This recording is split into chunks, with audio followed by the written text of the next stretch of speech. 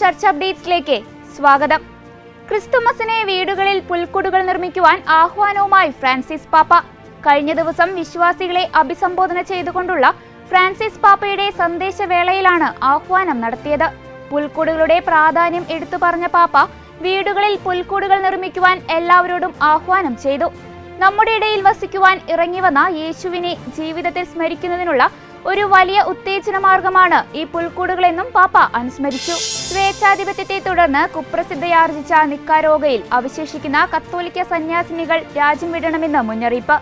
നിക്കാരാഗ്വ president Daniel ഒർട്ടേഗയുടെയും ഭാര്യയും vice പ്രസിഡന്റുമായ Rosario മുറില്ലോയുടെയും സ്വേച്ഛാധിപത്യ ഭരണകൂടം മദർ തെരേസ സ്ഥാപിച്ച മിഷണറീസ് ഓഫ് ചാരിറ്റി സന്യാസ സമൂഹം ഉൾപ്പെടെ വിവിധ സന്യാസ സമൂഹങ്ങളെ നേരത്തെ പുറത്താക്കിയിരുന്നു.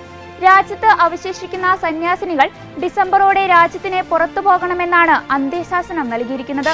ഫ്രഞ്ച് വിപ്ലവ കാലത്ത് ക്രൈസ്തവ പീഡനത്തെ തുടർന്ന് കൊല്ലപ്പെട്ട 16 കർമ്മലീത്ത സന്യാസിനിമാരെ വിശുദ്ധരായി പ്രഖ്യാപിക്കാൻ ഫ്രാൻസിസ് മാർപ്പാപ്പ അനുമതി നൽകി. കൂടാതെ 2 രക്തസാക്ഷികളെ വാഴ്ത്തപ്പെട്ടവരുടെ ഗണത്തിലേക്ക് ഉയർത്തുന്നതിനും 3 പേരെ ദേവദാസരായി പ്രഖ്യാപിക്കുന്നതിനും മാർപ്പാപ്പ അംഗീകാരം നൽകിയിട്ടുണ്ട്. കഴിഞ്ഞ ദിവസമാണ് വിശുദ്ധരുടെ കാരണങ്ങൾക്കായുള്ള ഡിക്കാസ്റ്ററിയുടെ പുതിയ ഉത്തരവുകൾ പാപ്പ അംഗീകരിച്ചത്.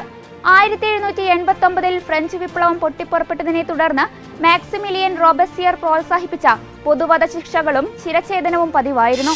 വത്തിക്കാൻ പ്രാദേശിക ഭരണസിര കേന്ദ്രത്തിന്റെയും ഇറ്റാലിയൻ തപാൽ വിഭാഗത്തിന്റെയും സംയുക്ത സേവനത്തിൽ വത്തിക്കാനിലെ വിശുദ്ധ പത്രോസിന്റെ ചത്തുരത്തിൽ ലോകത്തിന്റെ നാനാഭാഗങ്ങളിൽ നിന്നും ജൂബിലിക്കായി എത്തുന്ന ആളുകൾക്കായി പുതിയ ഒരു തപാൽ ഓഫീസ് തുറക്കുന്നു.